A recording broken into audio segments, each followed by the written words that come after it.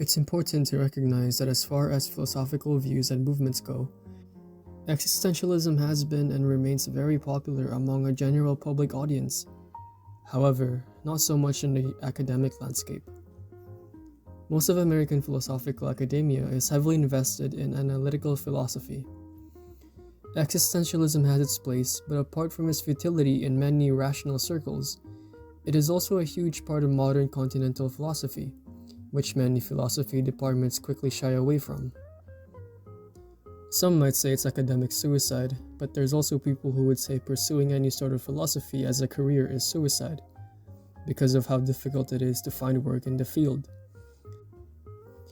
I honestly think that existentialism has practicality in some practices, such as humanistic and psychoanalytic psychology, and is in no way completely futile as a single system of thought. Mainly because there is no single theory of existentialism. It was created by bodies of work from multiple philosophers, some of which heavily disagree on core elements. As far as Heideggerian existentialism, that is still pursued in academic schools, but typically it is not under the name of existentialism.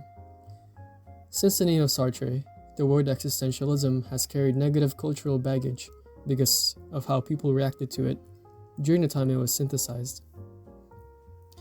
Now, what is existentialism?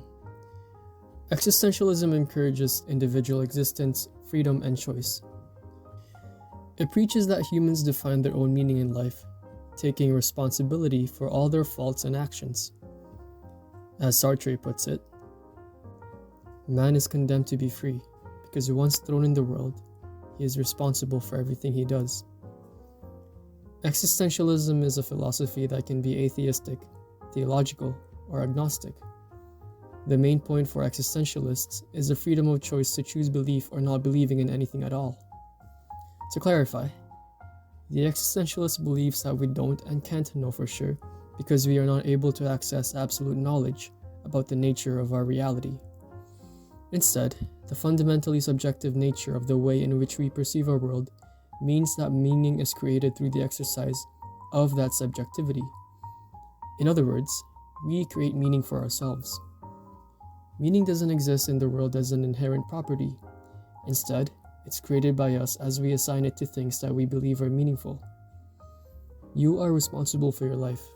If you want to be happy, make your life happy. If you want to be sad, the choices you make lead you to sadness.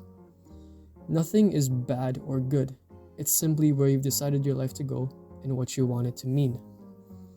For example, your friend has a candy bar that you really, really want. You have 3 choices.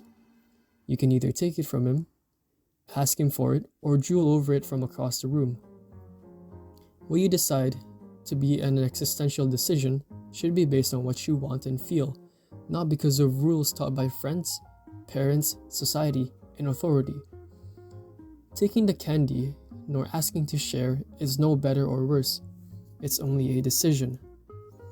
To further elaborate, this is where people start discussing morality in minute detail, down to the tiniest grain of sand imaginable.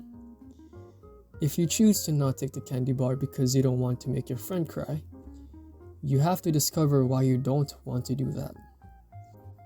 What is it about them crying that keeps you from making that decision? Have you had something taken from you before? Do you care about the person's feelings? How did you, as a person, not bound to rules, decide that taking that bar would make them cry, and why does it seem not right to you? And if you decide not to take the candy bar because an authority figure told you not to, why are their rules right for you?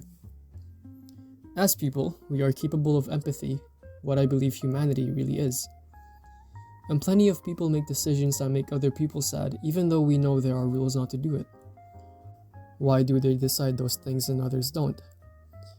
Just because a rule is right, why does it matter if it's there? When you're nice to someone, it's not because someone told you to, you wanted to. And when you break a rule, the consequences don't matter. So why do rules, societal or otherwise, matter? There really are variables in existentialism, meaning there is no right answer. There are no set of rules to follow. It's just exercising the full extent of free will. making a choice based entirely on what you have chosen your life to be, what you've chosen your character and experience to be. There is no great truth. We just are. A blank slate until we decide to choose our purpose and our own self.